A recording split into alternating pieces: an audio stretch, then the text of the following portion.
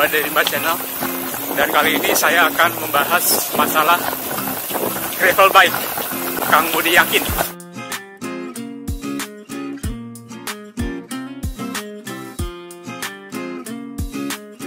Hari ini saya bersepeda dengan Kang Budi Yakin. Jadi dia di Facebook punya grup apa? GXID. Ya, ini milik kita semua lah. Jadi khusus gravel ya? Ya, gravel. Tapi sebetulnya gravel bisa dibuat dari sepeda apapun. Kang Budi bawa sepeda Salsa ya? Ya. Ini Salsa tahun berapa, Kang? 2015-2016. 2015-2016. Ini sebenarnya basisnya MTB Marathon. Sekarang ini di-setting jadi sepeda gravel. Jadi gravel ya? Ya. Peralatannya tentunya menyesuaikan karena pakai drawbar. Ya. Ada drifter yang semestinya untuk sepeda balap. Sebetulnya yang paling mendasar untuk gravel bike itu apa? Dibandingkan dengan sepeda MTB ataupun road bike ataupun cyclocross dan yang lainnya. Oke. Mungkin ada agak beda sedikit, tadi disinggung cyclocross, apa bedanya dengan gravel? Ya. Sebenarnya sepedanya mirip-mirip, cuman kalau cyclocross dia dibatasi oleh regulasi, ya, karena itu diperuntukkan untuk balap yang sudah di sanction atau diatur oleh UCI untuk balap CX atau cyclocross. Aturannya jelas, tentunya karena dia dipakai untuk jarak pendek sekitar 3 kilo, cepat. Memang medannya cross country, medannya spesifik, ada pasirnya, ada halang bintangnya. Ya. Jadi dia dibuat khusus. Itu untuk cyclocross ya? Cyclocross. Kalau gravel ini sebenarnya untuk off-road bisa, untuk jalan biasa bisa, all-road lah. Ya. Tadi saya bilang road ya, jadi masih ada unsur roadnya, ya kan? Ya, tapi yang paling mendasar yang membedakan apa? Nah, dia harus lebih efisien daripada MTB, ya kan? Dan dia bisa juga dipakai di jalan, jadi bisa cepat juga dipakai di jalan. Apakah harus selalu rigid? Tidak, depan belakang. Ini itu kembali lagi ke preferensi masing-masing ya. Kalau dia pengen lebih nyaman, dia bisa pakai suspensi. Karena sekarang pun gravel yang full suspensi pun ada. Cuman karena tadi untuk mengejar efisiensi dibanding sepeda MTB, dia hanya untuk meredam, ya kan? Meredam sedikit getarannya. Kalau dia mau full sus kalian ya pakai MTB. Ya. Jadi dia dibuat geometrinya, atau kalau yang spesifik geometrinya pun mendekati sepeda balap. Oh iya, ya kan. Tapi ya karena ini gravel bebas saja, kita bisa create dari sepeda kita yang ada. Apalagi di Indonesia kita baru memperkenalkan gravel ini, ya silahkan dikreasikan sepeda gravel ini dari sepeda Anda yang ada. Atau bahasa sederhananya kalau gravel bike itu kan gravel itu kerikil ya? Ya, kerikil. Jadi bermain di antara off-road berarti ya? Ya, off-road ringan lah. Bisa kerikil, bisa makadam, bisa tanah. Kita tahu frame-nya adalah MTB Marathon, tapi kita kreasikan menjadi sebuah sepeda gravel. Ada beberapa ciri khusus dari sepeda gravel. Biasanya dia pakai drawbar. Drawbarnya juga khusus. Ini model flare. Ya, bukan lurus ya? Bukan lurus, anatomik gitu kan. Kalau balap kan ada beberapa jenis ini yang anatomik dan sebagainya. Biasanya ini lurus, cenderung lurus. Nah, flare kalau drawbar untuk gravel dia cenderung melebar sedikit. Antara 15 sampai 18 derajat. Ini saya pakai Cobel, Salsa Cobel ini sedikit 15 derajatan. Jadi akan membuka ke samping. Sebetulnya keunggulannya apa dibandingkan dengan yang lurus atau ke samping? Handlingnya lebih enak, lebih untuk membuka itu ya. Untuk jalan-jalan yang off-road atau kerikil atau yang technical, dia lebih enak handlingnya. Dan biasanya dicirikan ininya juga lebar. Memang menyesuaikan bahu kita ya. Kalau bahu kita lebar, kita pilih yang 44, bahkan ada yang pilih 46. Ini kalau nggak salah ini 44. Kalau punya saya ini 42 kalau salah ya. 42 ya. Ada beberapa brand yang terkenal untuk flare ini. Ada Venture Max ada yang Com, ada juga yang DCS itu yang karbon. Nah, yang ekonomis ada sekarang Raze dan sebagainya, Orange. Beralih ke drifternya. Nah, drifternya ini karena kita menggunakan drop bar, tentunya menyesuaikan. Ini pakai drifter balap. Saya pakai Tiagra. Melihat sepintas, ini kayaknya road bike gitu ya. Iya. Kalau dilihat dari depan kan road bike gitu. Padahal sebetulnya agak berbeda ya. Berbeda. Tadi ciri-cirinya tadi ini ya. Terus kadang kalau yang sekarang model-model baru hampir-hampir mirip dengan sepeda balap bahkan. Ya kan, karena dia mengejar efisiensi tadi. Hanya bedanya sepeda gravel dia bisa muat ban yang lebih lebar. Kalau balap paling apalagi yang sangat spesifik, dia paling 23 700 kali 23 atau 25, paling pol 28 supaya friksinya atau rolling resistance-nya rendah ya kan. Walaupun sekarang banyak juga yang lomba-lomba balap yang pakai kombinasi jalan kerikil, ya kan, seperti Paris-Roubaix ya kan, Tour de Flanders, itu ada rute-rute yang kerikil. Iya. Nah itu mereka makanya mereka biasa pakai sampai ban 28. Ya, kan? Bahkan road bike sekarang ada yang endurance itu sampai 32. Ya. Nah kembali lagi ini satu ciri lagi, ini namanya cross brake ya? Atau inline brake.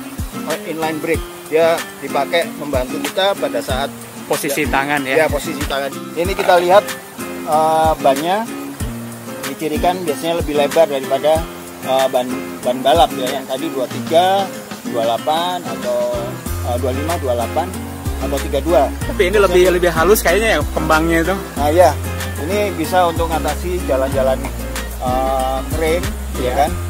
Memang kalau untuk medan-medan yang lebih berat lagi, dia biasanya pakai ban yang lebih spesifik lagi, mirip-mirip MTB. Ya, tapi ada yang khusus ya. Biasanya kalau ban yang spesifik gravel, ininya tetap halus. Ya. Tapi pinggirnya ini kasar. Nah, kalau kita lihat nih sepeda Kang Diki ini sebenarnya masih untuk MTB, tapi oke lah. Di sini kan masuk juga ke gravel bike ya? Masih bisa untuk gravel bike. Kalau ini kan gravel bike jadi-jadian. Sama. Inilah kreativitas kita ya kan. Oke, lanjut. Saya juga mengadopsi sepeda-sepeda gravel yang modern kan pakai suspensi yang sedikit. Saya juga mengadopsi nih. Ada suspensi tapi kira-kira mainnya cuma 50 mili. Ini merek apa nih? Ini pakai XLR8. Alloy ini? Ini alloy. Alloy. Nggak mahal ini, harganya di bawah 1 juta. Ya. Nah ini balik lagi karena dia pakai drifter balap, artinya balap. Iya. Tapi biasanya kalau pakai yang 9 speed, ininya bisa dengan yang punya MTB punya. Oh gitu ya. Tapi kalau yang 10 speed Shimano biasanya dia maunya pakai yang seri yang sama. Seri yang sama ya. Ya. Pengereman. Karena medannya lebih banyak yang medan-medan berat atau berlumpur atau berair, teman-teman lebih prefer menggunakan disc brake ya kan. Walaupun pakai V-brake pun sebenarnya masih mumpuni, dan yang lebih umum lagi seperti juga cyclocross, mereka pakai cantilever brake ya. Karena dia lebih tahan lumpur, ada jarak yang cukup. Biasanya kalau ada lumpuran dan sebagainya, lumpur nempel masih bisa ya. Betul. Nah ini kebetulan saya juga tambahkan ini seat postnya juga adjustable. Iya. Bukan adjustable tapi ada shocknya ya. Agak penyerap, penyerap getaran juga. Jadi kelihatannya rigid sepintas, tapi ini sebenarnya ada peredam getaran tersembunyi. Ada empuk-empuknya sedikit. Empuknya sedikit lah. Ya gitu. Saya pakai crank MTB Deore ya? Ya, saya pakai Deore yang touring. Kalau pakai frame yang lebih spesifik, biasanya dia juga bisa pakai punya balap. Ya, juga bisa. Cuman biasanya berkaitan dengan kemampuan chainstay-nya itu untuk mengadopsi. Karena ini kan kalau ini MTB, dia ya bisa untuk 48, ini 48. Cuman kalau untuk 50 mungkin dia udah nyenggol. Ya. Nah, ban banyak gravel ini pakai 29. Ini pakai 29 atau 700. Ya. Saya ini juga bisa pakai kebetulan, tapi saya hari ini saya setting pakai 27,5. Ya. Jadi gravel modern pun dia didesain untuk dua macam ban. Jadi dia kalau mau main ban tipis dia pakai ban 29 atau 700 biasanya. Dan kalau mau medan yang lebih berat dia ganti dengan roda 27,5. Ya. Secara umum kita udah bisa melihat bahwa group setnya sebetulnya hampir sama dengan MTB ya. Ya, sebagian bisa di-mix ya. Bisa di-mix. Nah sekarang kembali ke pemakaian. Ya. Apa sih nikmatnya kita bergravel bike? Ya, kita bisa menggunakan sepeda ini satu sepeda untuk segala macam medan. Oke. Ya kan? All round ya. All round, ya kan. Ini ceritanya dulu saya juga sering melakukan perjalanan pakai MTB, ya kan.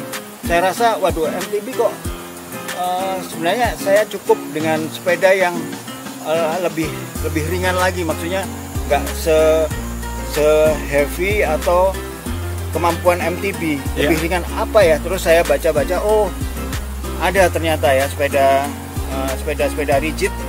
Waktu itu saya lihat cyclocross, terus saya menemukan lagi namanya gravel, ya kan. Akhirnya inilah yang saya pilih saat ini. Walaupun saya masih main juga, saya main sepeda balap juga.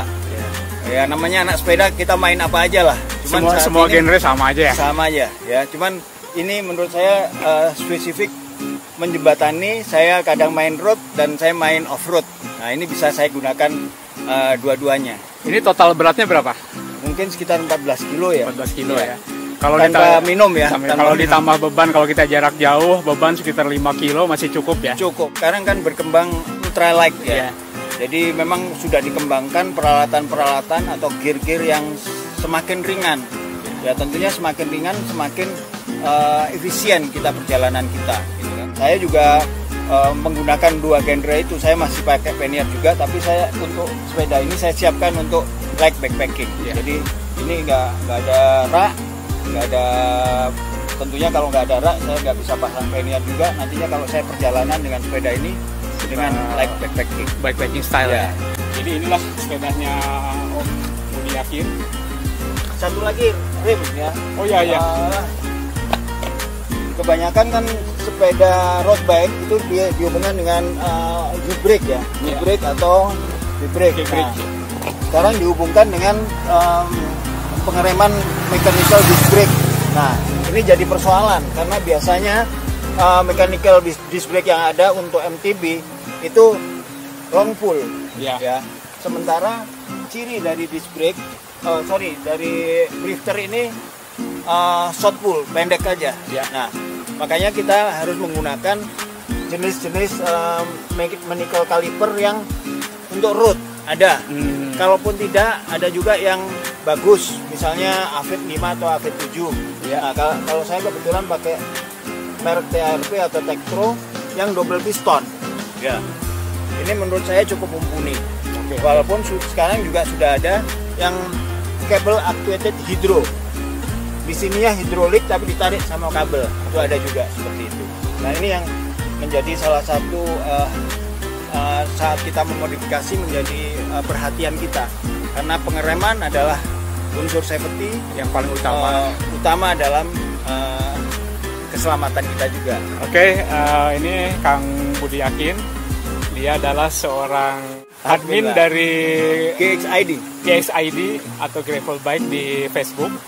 Pengalaman Kang Budi sudah kemana-mana dengan bersepeda, jadi sudah jarak jauh lah. Kalau saya Kang Budi saya tidak pernah menyebut touring atau bike touring, karena kalau bagi saya touring itu terlalu wah. Kalau keliling dunia saya katakan touring. Saya sering menyebutnya adalah goes jarak jauh aja, atau disebut goes jauh. Bagi saya goes jauh, dan kita berpesan bahwa Indonesia itu masih banyak yang belum ditelusuri. Terlalu indah kalau kita lupakan. Gravel Bike. Salam buat semua teman-teman Gravel Indonesia. Ini kita coba. Saya lagi goes bareng dengan Kang Budi di Cianjur. Gimana menurut Kang Budi barusan rutenya? Hawanya segar, tanjakannya oke lah.